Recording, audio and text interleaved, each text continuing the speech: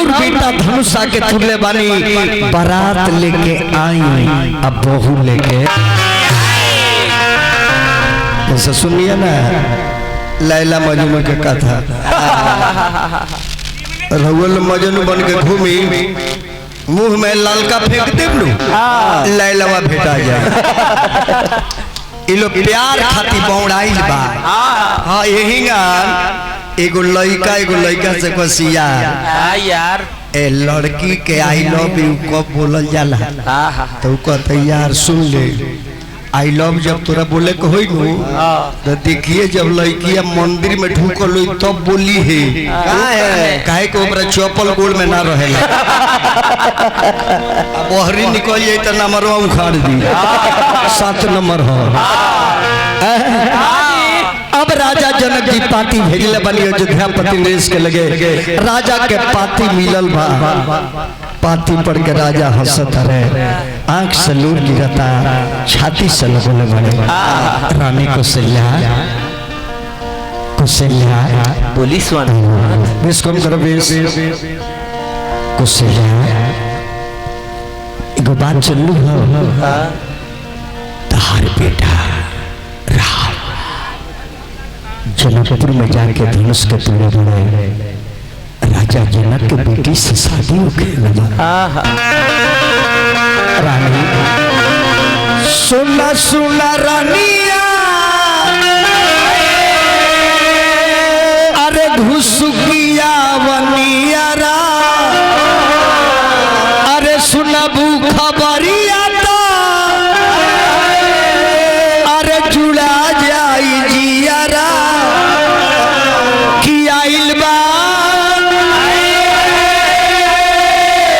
जनकपुरी से पाती ईरानी पढ़ के भूल से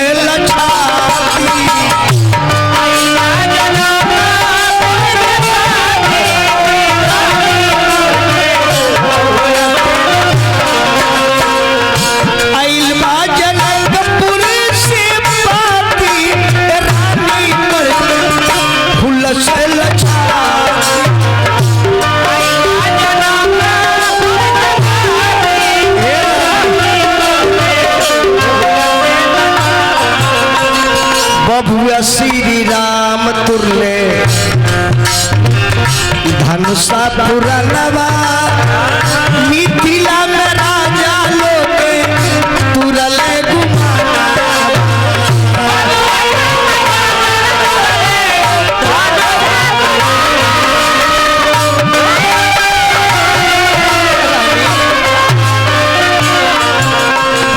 मुखिया जी चलब हुल से लगा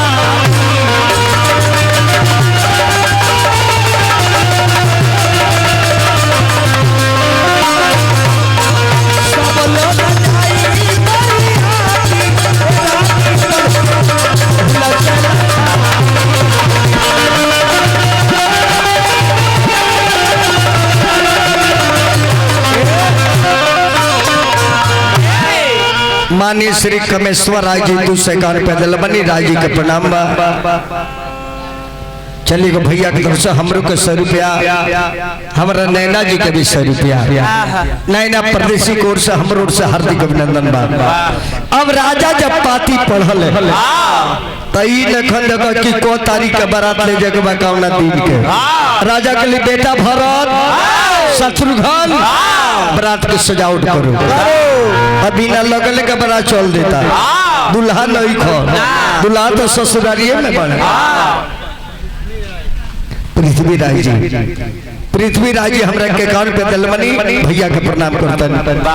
अब जब जनकपुर में बारात पहुंचता भइल हाला अरे कवना नगरिया से सब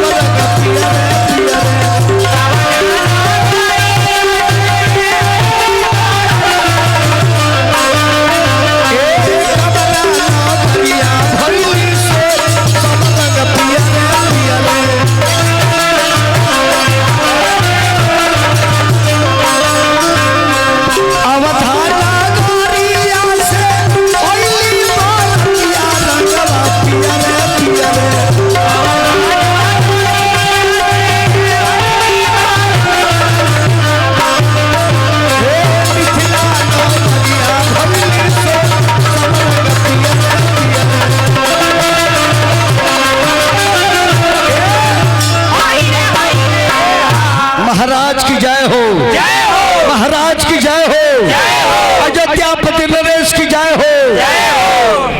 राजा जनक के बिना लगन के बरा हमरा बेटी के बिना लगन के बियाह हो। ए सब लोग खिस्सा कहेला बे लगन के सहनाई सहनाई बे लगन के सहनाई। राजा जनक जी कनी के बरात बिमला नगर में ठहरी, हम तिलक चढ़ाए ओकरा बाद रुआ हमरा दुआ पे आए। तब बारहमा जी गन्ना मना बनावे लगन।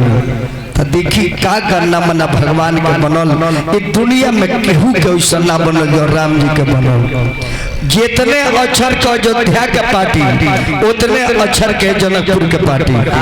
देख ली पहले गाना मना राम सीता दो अक्षर है गाना मना देखे राम सीता लक्ष्मण उर्मिला भरत मांडवी शत्रुघ्न श्रुति कीर्ति जनकपुर अवधपुर अवधेश मिथिलेश कौशल्या सुनैना। देखा था गाना मना एगो ये घड़ी के गाना मना बनता कैसर मुनीलाल सौलिए बड़े इनकर नाम मुनीलाल सौलिया 8 अक्षर। आई का मेरा रुक नाम सुगंधी 3 अक्षर। अभी 5 अक्षर से पीछे चलता है। उनकर बिया होके के चाहिए हमरा से सुगंधी गिरी जी तब बिया हो गया मुनीलाल सौलिया। बाप रे बाप के बेर मलमलिया ले चल जा सवलिया मलमलिया ले चल जा। बड़ी तार माइक गड़बड़ बोलते है बाबू होने बोलता है हेने के बोलते नहीं के एक टोन दा ना ट्रेवल दे करे में एक दिन के नहीं के बरो मसिया हो ए बिहार के बीजू आम हो है कलकतिया हो उजाना बाजार में 2 दिन रह जाए हाइजा के बीमारी हुई एक में गुदा ने के खाली रोसे हो आई पेटे हल हलाती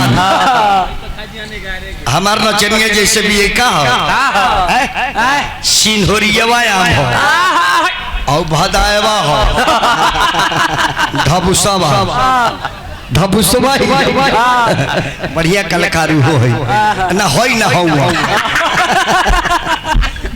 मुँह से हई निकल गई यही गाने को छोड़ा ना कहे एगो चल गई एगो ट्रांसपोर्ट में भाई ट्रांसपोर्ट में चल गई कॉलेज के भाई साहब एक गाड़ी का हमें आवश्यकता है कौन सी गाड़ी देख लीजिए कौन सी गाड़ी चाहिए। फॉर्च्यूनर का क्या रेट है 2100 रुपया लगेगा 1 घंटा का।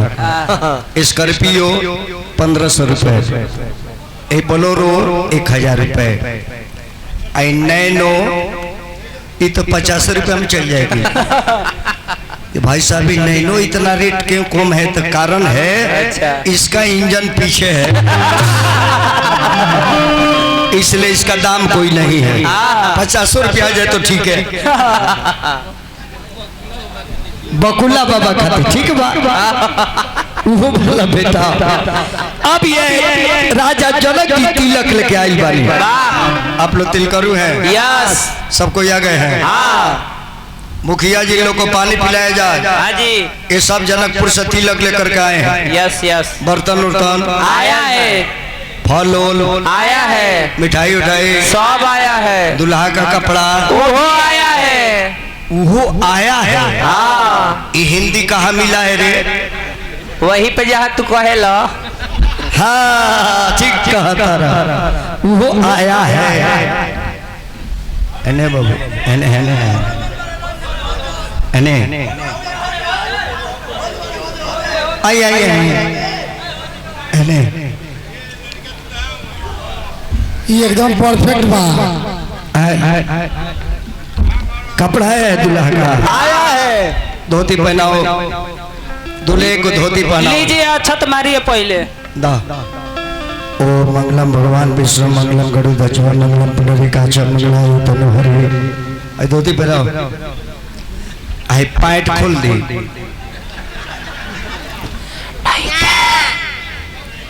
कहत रहे जे पैंट न खोले वो अंदर न की पहुंच ऊपरे से पहिरा दो काहे पहिरा दो काहे काहे इन बाबू मोरम जानता रहे दो दाल बापरी बाप हाल पहिरा धोती धोती का दुल्हा के धोती जलानी पहिरावा धोती जलानी पहिरावा धोती धोती धोती का जय श्री राम हर घर हो हे भगवान एगो कालसा हुई कालसा आम का पल हुई कालसा हुई अछत हुई उठा